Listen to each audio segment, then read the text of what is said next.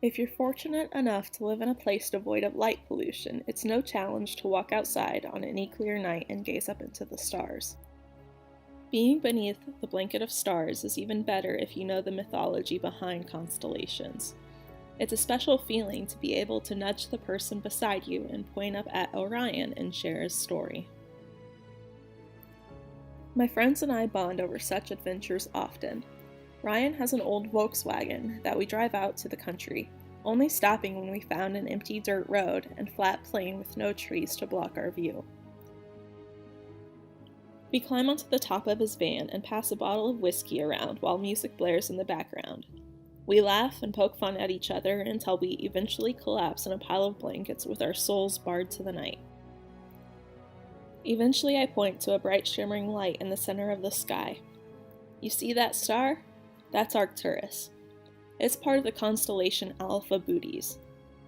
And my finger traces out an ice cream cone, like a pencil in a game of connect the dots.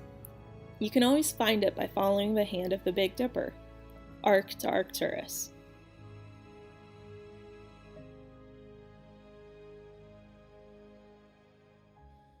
The Big Dipper is actually Ursa Major, the Great Bear.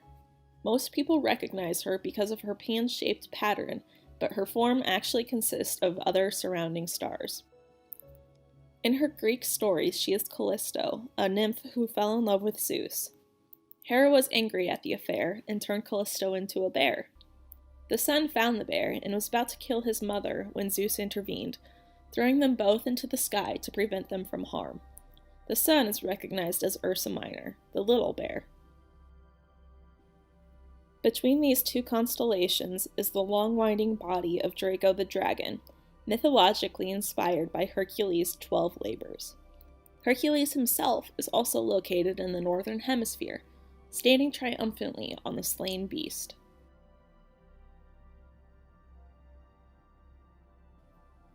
Legend has it that Orpheus, poet and musician, was murdered for not worshipping Dionysus.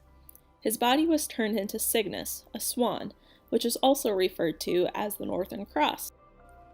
His large wings are noticeable as Deneb is one of the brightest stars in the sky. Orpheus' lyre was also cast into the night.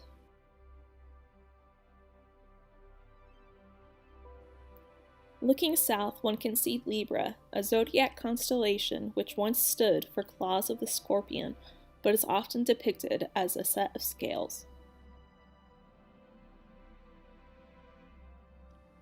Another zodiac, Virgo, represents the Virgin.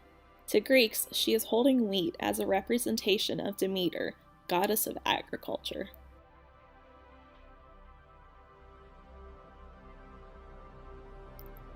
Following along the ecliptic is Leo, another feat of Hercules.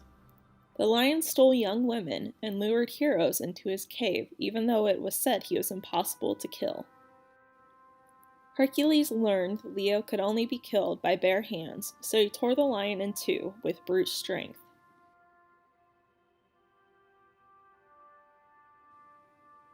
Hercules also battled the crab, better recognized as the constellation Cancer. The crab had multiple heads, but stood no match against Hercules, who kicked it all the way into the sky.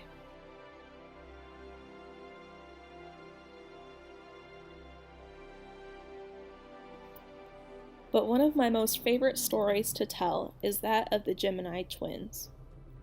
The two bright stars represent the twins' heads, the infamous Castor and Pollux.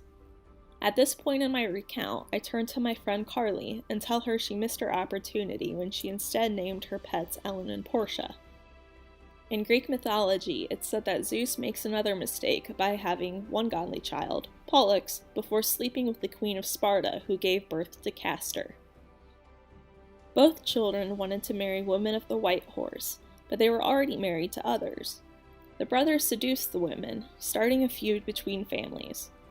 Both parties began stealing each other's cattle, and the opposing men kidnapped Helen, bringing about the Trojan War. Castor was caught one night and killed.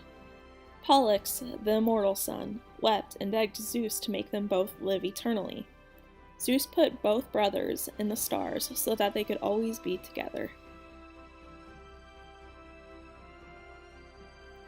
Also in the night sky are King Cepheus and Queen Cassiopeia, their child being Andromeda. Cassiopeia was a beautiful and boastful queen who was punished to sit in her throne after offending Poseidon. Cepheus sits with his arms wide in prayer, begging Poseidon to spare their daughter in light of Cassiopeia's vanity.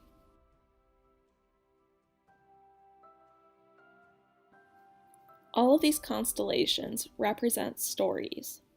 Each map of stars holds a visual link to our history and to a bond we can create by sharing these legends. The Greek mythology might have been written down, but none of them would be as impactful if they weren't represented through the stars. The telling of these stories through word of mouth, the sharing of information is something to cherish.